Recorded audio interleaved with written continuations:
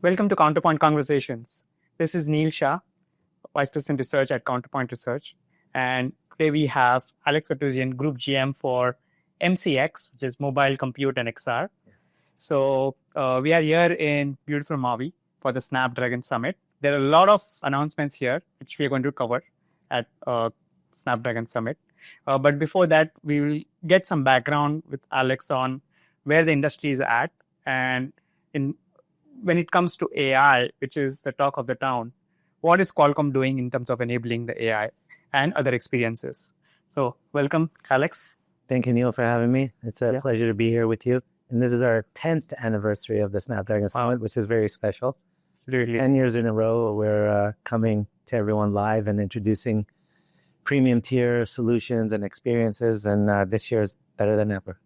Right, absolutely. Great. I'm great to be. I think it's my 7th year, so. Excellent. Yeah. Generative AI and then Agentic AI, right?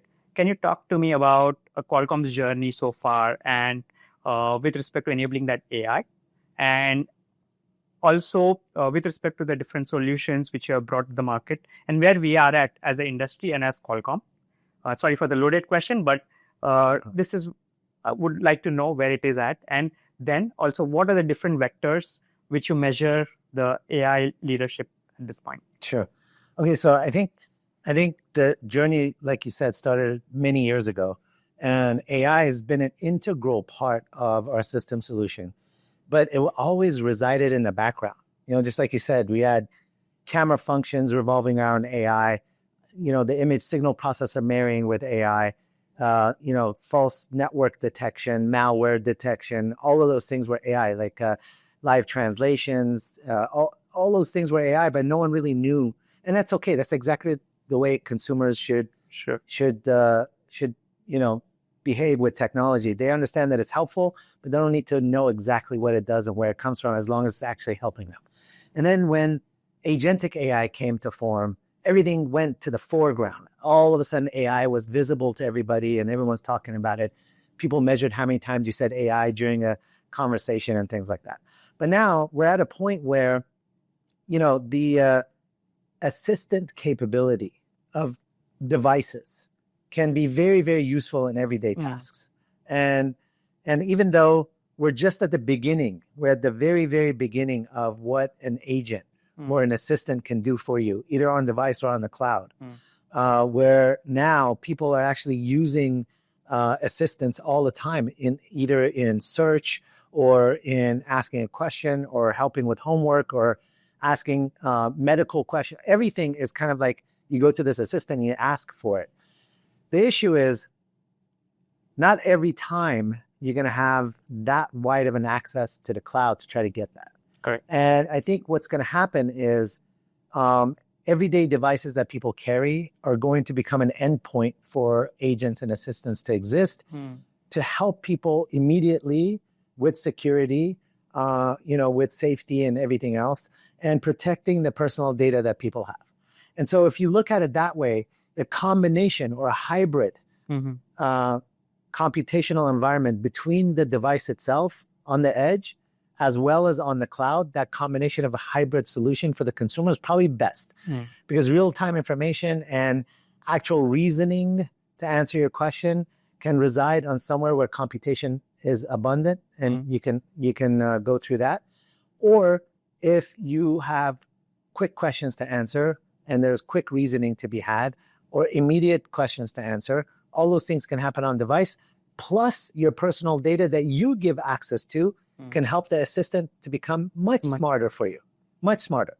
And then you have this sort of agent-to-agent communication where the bigger agent in the cloud understands what these devices can do and offloads those tasks to these devices. Right. And then device can say, okay, now I need the assistant of the cloud and I can pass. So that orchestration is where the magic starts to happen. And the orchestration between devices. So you have a very, very powerful handset that you carry with you. Now the emergence of smart glasses and the emergence of a smart watch and earbuds and ambient computing and wearable devices that you have with you all the time can now combine the capabilities of the devices they have with you, where the orchestration of that data and offloading of the compute and answering you pretty quickly can happen in concert with what's happening in the cloud, and we can orchestrate between both of those. Got it. So talking about the announcements at Snapdragon Summit, right? So what kind of step change do you see in terms of performance and capability, and what are the different vectors you're measuring the AI capabilities and experiences which you talked about on the device? So there's one thing to talk about how the system that we produce is always a heterogeneous system, which means cores depend on each other to actually finish computing. And sometimes an AI task is better off running on a CPU or a GPU versus an NPU.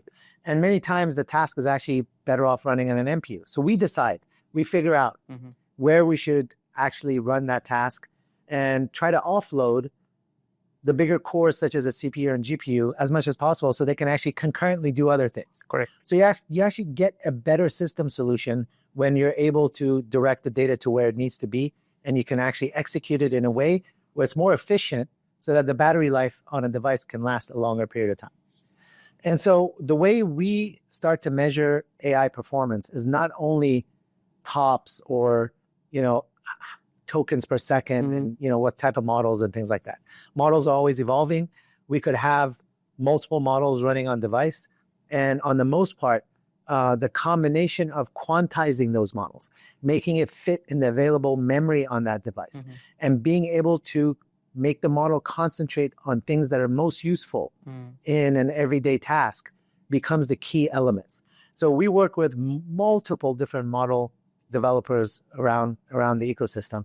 And as you know, we have an AI hub that allows models to come and get ported onto our end system solutions, get quantized, optimized, and then start running based on applications that they want to run. But if you concentrate on bringing smaller models onto device that can help an end user throughout the day and be able to fit into the memory allocation, and then what's even more, be able to offload its compute capability onto another near device that you have with you. The best example of that are glasses and phones, or glasses and a puck. In any of those events, if the glasses realize that there's a very heavy compute capability available near them, they're going to offload that, maybe to even a bigger model that resides in larger memory on that device. So for example, today we're running a 1 billion parameter model on the glasses, and it can answer a bunch of questions. But then it will realize that there could be another bigger model residing on the phone or the puck, and it can offload to that. And then the combo of those two can also offload to the cloud. Nice. So that's the beauty of the multi-device scenario that I think it's kind of an end result that we want to try to get to, where people will carry multiple devices. Today they carry multiple. They're going to carry even more devices in the future. And those devices can work in concert together to try to answer and assist a user throughout the day, reserve battery to offload onto another device with a bigger battery, and then offload to the cloud when it's necessary for real-time and reasoning type models. Brilliant. So you touched upon a very good topic, and there are a lot of questions around it in terms of knowledge graph, right? As we have multiple devices, we have multiple contexts, as you said, from XR, PC to even smartphones. So is there a way where you see different OEMs and your partners are asking for a solution in terms of device-to-device learning for sharing the knowledge graph across devices, so it can be more personalized? Yeah. So I think if we don't help our partners curate that personal knowledge graph, and the term graph always threw me off. So like the data that resides with you, right? The data that allows you to have personalized assistance capability. If we don't help curate that, then data for the sense of data collection is a little bit useless. However, throughout the day, either the handset OEMs or the OS vendors learn about the apps that you use and how you use them, where you use them. They have some knowledge graph associated with that. And then your personal information, what is in your contacts, what is in your email, what could reside in your texts, what do you have in terms of your schedule, your location. All of those things can help an assistant become much, much more useful. Of course, it's up to the consumer and the user to allow that information to be used. And it's probably best used on device, so it doesn't go anywhere else. Correct. If it does go somewhere else, you're protected in terms of where it resides and how it's encrypted so that your personal data doesn't get out. Up to the ecosystem of model developers, OS vendors, and OEMs to make sure that that data is protected. But we will aid in optimizing whatever assistant models that are available or agents that are available on the phone, models that are available on the phone, quantize them in the right way, optimize them to the hardware in the right way so that you get high performance and longer battery life. We will also help curate examples of personal data that could be used to make the assistant work better for you. And we'll always work with the model developers, OS companies, and OEMs to come up with other innovative things. Like, for example, will the user allow capture of what they do on their screen throughout the day to be available so that you can learn from their habits? If the user says yes, then we can actually capture screens and analyze that at the end of the day and provide that data to an OEM or the OS vendor that will allow to get the assistant to become smarter for that user. Right. So we will assist in all of those ways, pending the consumer approves all of this. But we have the technology available. So quantization, optimization, speed up of the process, personalized data involvement in the assistant becoming smarter, on-device capability to quickly answer questions, and orchestration between the device and the cloud. Can you talk about the launches in terms of Snapdragon X Elite 2 and Snapdragon X2 Elite? Yes. Right. X Elite. X Elite Gen 5, and then X2 Elite And for computing, and X2 Elite Extreme. Right. Yeah. So those launches are particularly important for us because every year, so if I start with the handset, every year on the handset side, we come up with a platform that allows premium tier experiences to be developed in the best way to make the consumer have not only a great user experience throughout the day, but feel that they're actually interacting with the device and the device is helping them multiple ways throughout the day. And so we have the ability to think about 2 or 3 years down the line, what type of capabilities should be available and what the technology can provide. We work with different software OEMs, software vendors, OS vendors, handset OEMs, the ecosystem developers to think about use cases and how we can enhance those use cases through our technology. And so this year, the 8 Elite Gen 5 will get introduced with the fastest CPU ever produced in a mobile device. And the reason why speed is important in this case is because we want to give the CPU the ability to assist throughout the system in multiple tasks, whether it's assisting with AI and enhancing that, assisting with games and controlling the capabilities of how games are operated throughout the system, multitasking environments, web browsing, which people kind of take for granted, but we do that probably more than anything else. And a fast web browser and a smooth transition from page to page is very, very important. So all of those tasks are available to the CPU with a great amount of speed and cache capability to adhere to the user experience to become better and better. GPU, again, faster and better in terms of power than the previous years by a good percentage. And then introducing graphics cache capability to make games even smoother and last a lot longer than before. And so, people just don't play games for a couple of minutes. They play games for a couple of hours. We have features and functions available to enhance the game user experience and to keep that player in the game as long as possible. We're not just concentrating on peak performance. And of course, the NPU, and I can say this coupled with the image signal processor, gives a really, really great photo and video experience, editing experience. So we're constantly thinking about how people will use the phone throughout the day and what they do with it. And then, of course, battery life is ultimately important for us. So whatever we do in terms of performance, We also have improvements in power dissipation and less of it so that the battery lasts a much longer period of time. So you have that phone with you and the experiences with you throughout the day. And then on the X2 Elite, the compute performance capability that we're introducing, the chipsets that we're introducing. 2 years ago, we introduced our X1 Elite, and it took the market by storm. We had the fastest performance capable CPUs at the lowest power. So what you got in the NPU was kind of first to market in terms of allowing pervasive models to run constantly in the background to aid you on an everyday task. We cooperated with Microsoft to bring out the best system solution possible, and it actually it shook the market because we brought something disruptive, and the disruption was performance per watt was outstanding, user experience in terms of lightness, thinness of the PC itself, portability of it, how long it lasts during the day, and how long your performance unplugged lasts throughout the day.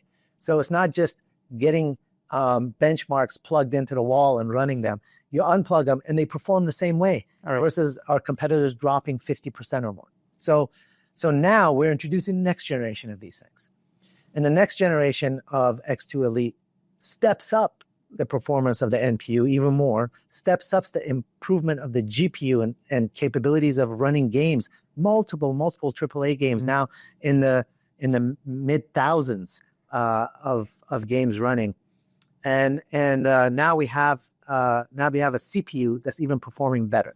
Last year we promised the Orion Gen 3 to be outperforming the industry, and that's exactly what we delivered. And so now you have a combination of a great CPU, great GPU, great NPU, battery life as good as before, productivity as good as before, and the designs are now over 100 designs associated with these chipsets that are available are going to be proliferating into the market in 2026. And I think we have a great position now to we've built on what we had. We had the fastest time to market ramping these devices. We had 25 designs beginning of June 2024, which is unheard of. We ramped up faster than anyone else in the market. And now we have a follow-on that continuous performance per watt advantage. That's a continuous advantage for us. And then people are constantly telling us in our channel partners, whether it's a consumer channel partner like the retailers or an enterprise channel partner, the commercial companies, they always tell us the battery life is the best thing they've ever seen. Like, one of the retail CEOs actually in India, Chroma, Subhashish told me, I'm going to the airport. I have the laptop, the Snapdragon laptop. I charge my phone with the laptop. Then I go and I have all day battery life on the laptop. Like, you can't get any better story than that. Exactly. So that's where we're headed with the X2 Elite. Yeah. In our company also, 15% of the laptops are on Snapdragon now. That's excellent. That's excellent. Now we got to get it to 50% and the next move to 100%. One last question on it takes a village to build a AI experience or AI experiences, right? So you touched about working with software players, ISVs, right? So what are the top 2-3 experiences we should expect with this new SKUs? And I believe you also have an extreme SKU for the compute, right? Yes. So can you talk about, is it more of, first of all, NPU enhancements, bigger NPU, more memory lanes on the spec side, and on the software ISV side, which are the top 3 experiences we should look out for, which are enabled by this? Yeah, so I think first and foremost, like, for example, if you look at creators and what they want to do, they're looking to edit, many different videos, many different scenes, many different songs, many different, environments where you maybe use even studio grade machines to try to do these things. There is an ISV we're working with that allows the separation of voices. It could be the singer's voice, it could be instruments, it could be multiple different. So you kind of isolate those things, and you can tune them the way you want to. You can reverse things, you can tune them, you can figure out how to slow it down or speed it up, and it gives them ample opportunity to try to do that creative work. that is now available on the device and on the NPU. Bigger models and bigger capability models are coming out from Microsoft that are going to be running on device, and they're tuned to the NPU, and made so they are quantized in such a way that would benefit the user to use the least amount of memory. There are many other editing companies that we're working with, gaming companies that we're working with to try to put non-player characters in their games that are running on the NPU. We're working with productivity companies and SaaS companies to run and port to our NPU. So all of those kinds of ISVs, and we'll show you numerous types of examples on X2 Elite. Yes. Thank you very much. Thank you. We look forward to demo and very excited about the launch. So I appreciate it. Thank you very much. Appreciate it.